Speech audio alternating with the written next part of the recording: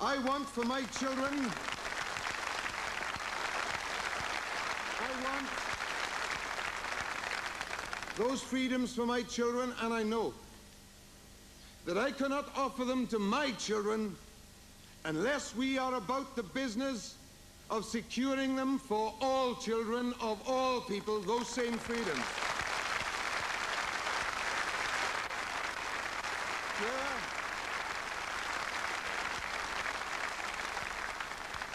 Here in this crowded, dangerous, beautiful world, there is only hope if there is hope together for all peoples.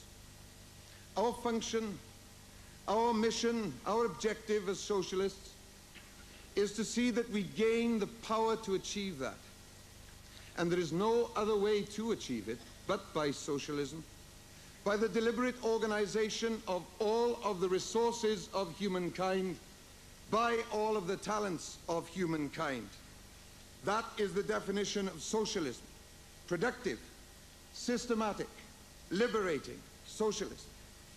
Socialism that does not count its greatness in the number of warheads that it has got. Socialism that is determined to see that our country produces its way out of slump. Socialism that will take real pride and enjoy real patriotism when the sick and the old and the young and the poor have their just share of the wealth of this massively prosperous country.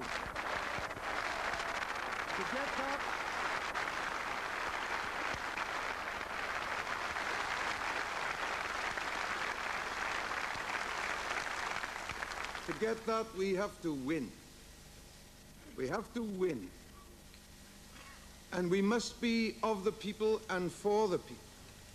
If we want guidance in how to win, we look no further than the man that you would expect me to quote on this day of all days, Aneurin Bevan, my fellow countryman, my fellow townsman, my inspiration.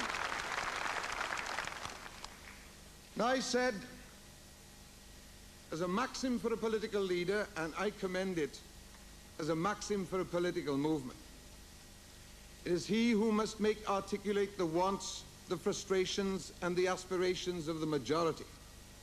Their hearts must be moved by his word, and so his words must be attuned to their realities. If he speaks in the old false categories, they listen and at first nod their heads, for they hear a familiar echo from the past.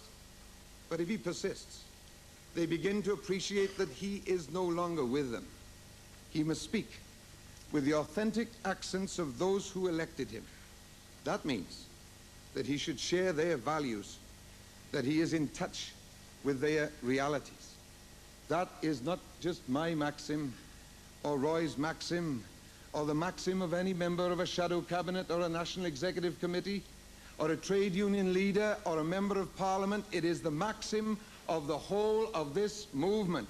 We have to commend the common sense of socialism, the realism of socialism, for that is how we get the maxim for socialism, the most rational, reasonable, emancipating creed ever put onto the agenda of humankind for the advancement of humankind. That is how we win.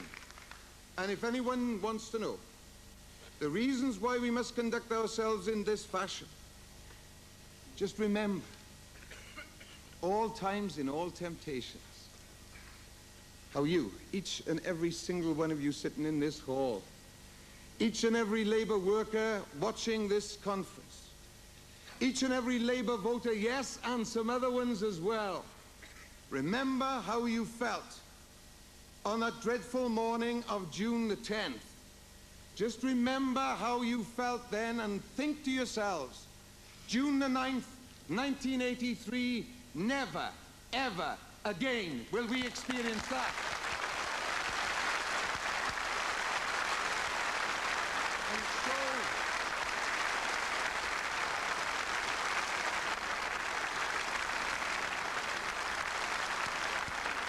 And show that we understand it. Show that we mean it. Show that we know taught by the hardest school of events, that unity is the price of victory. Not unity 4 weeks before the next general election, not unity 4 weeks before the assembly elections, not unity before the local elections next year, but unity here and now and from henceforth. Not a cosmetic disguise, but living, working unity of people, of a movement, of a party, of a belief, of a conviction, who want to win. Who want to win in order to save our country, in order to win, yes, in order to save our world. That is the fact. We can enjoy fraternity between socialists, and we must enjoy fidelity to socialism if we put both, press both, explain both, teach both, listen about both, attune ourselves to the realities of the people who we must impress. As Bevan recommends, it isn't just that we can win, we will win.